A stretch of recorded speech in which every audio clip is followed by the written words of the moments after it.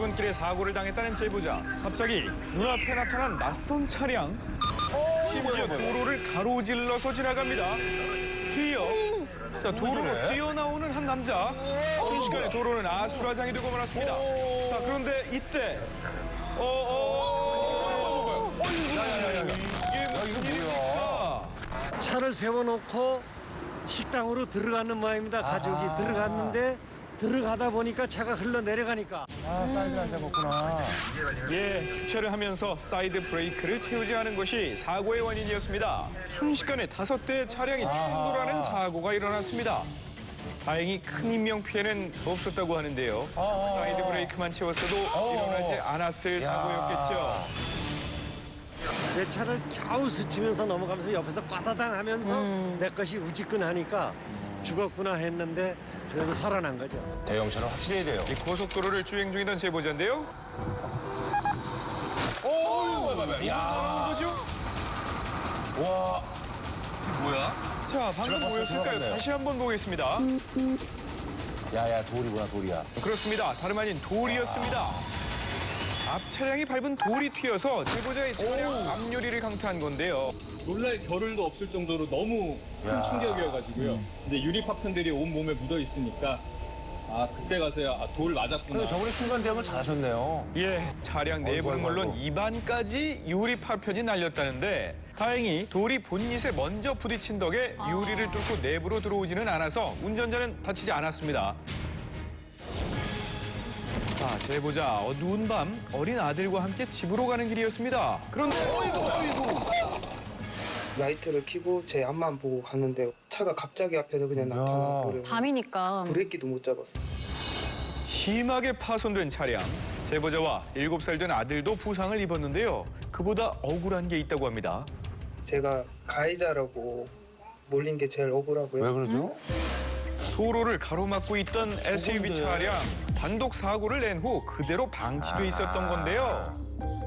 빡이라든지 삼각대라든지 그런 거 전혀 안 돼요. 전문가는 이 사고를 어떻게 보고 있을까요? 낮에는 저 멀리까지 보여요.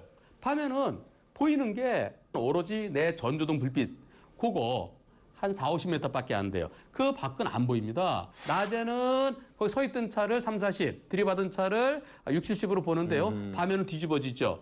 기본적으로 그 사고 나서 깜빡이도 안 켜고 서 있던 그 차가 더 많이 잘못했다는 거예요. 안 보이기 때문에.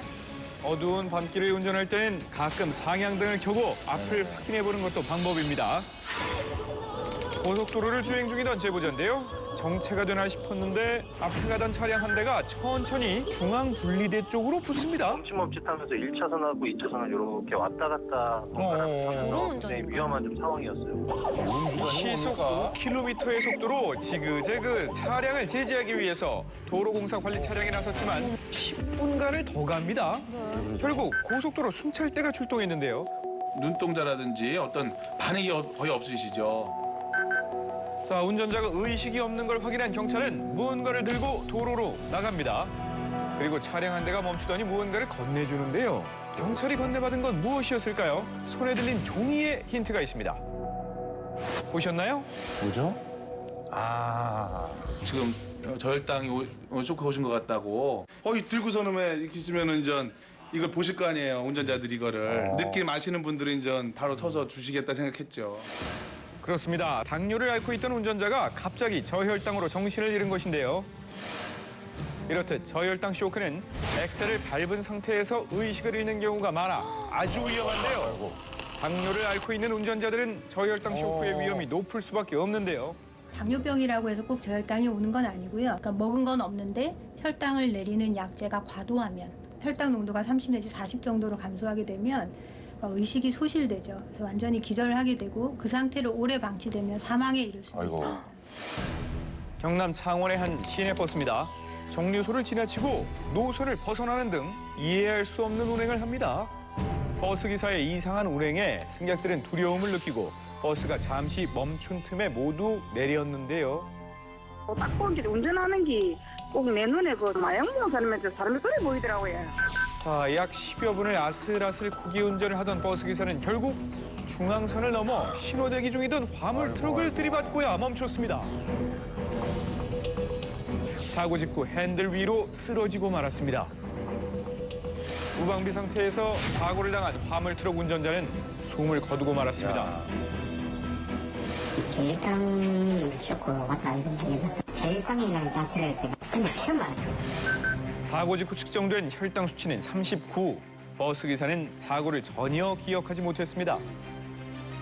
보통 저혈당 무감지증이라 그래서 아무 증상 없이 완전 의식 저하로 바로 저혈당이 빠지는 사람도 물론 있지만 대부분은 저혈당의 전구 증상이 있어요. 공복감, 불안감, 손 떨리고 식은땀 나고 이런 전구 증상이 있고요.